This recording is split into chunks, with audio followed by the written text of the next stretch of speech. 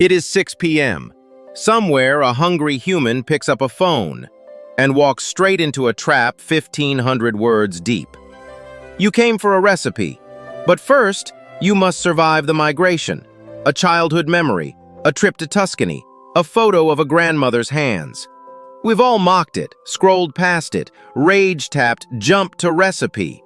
But that wall of text is not an accident, and it is not vanity.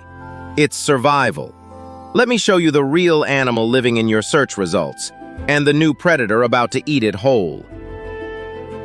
Observe the specimen at rest.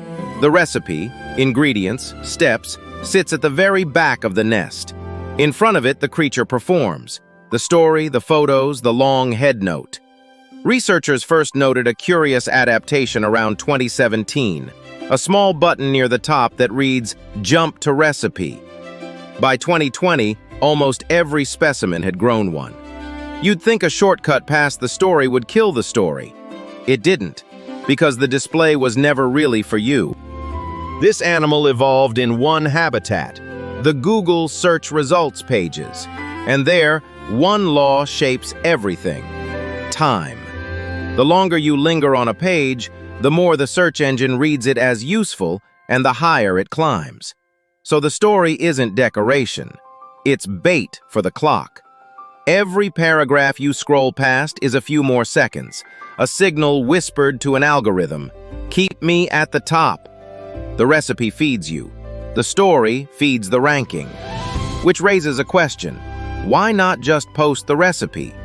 The answer is stranger than you'd think.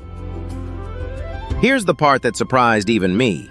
You cannot own a recipe. Under U.S. law, a list of ingredients is treated as a fact, like a phone number, and facts can't be copyrighted. Anyone can copy it word for word, and the law just shrugs. But the story around it, the anecdote, the photographs, that's literary expression, and that is protected. So look again at that wall of text. It's not a diary, it's a fence. The only thing a blogger can legally own, built around a nest anyone is allowed to raid. Follow the money, and the strange body plan snaps into focus. Food is the richest territory in all of blogging. The average full-time food blog earns around $9,000 a month, and nearly half of that, 44%, comes from ads. Ads that pay by the 1,000 views. Every scroll past every photo loads another one. So a longer story isn't self-indulgence, it's more real estate, more impressions, more income. Attention, sold by the pound. For 15 years it worked. Then, in 2025, the sky went dark.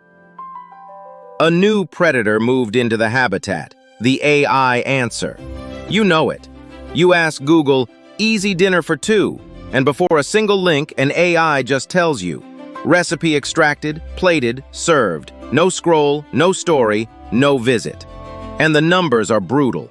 When an AI answer appears, click-through to the real websites collapses. One 2025 study clocked it down 61%. Bloggers reported traffic off 30, 50, even 80%. Here's the cruel twist. The display evolved to feed on search traffic, and the AI eats the display, takes the recipe, and hands the creature nothing. The lure became the meal. So next time you sigh at the life story before the recipe, you'll know that's not vanity. It's an animal, perfectly adapted to a world vanishing beneath it. Even Google is trying to patch the ecosystem. In March 2026, it began showing recipe panels that link back to creators. A game warden arriving a little late.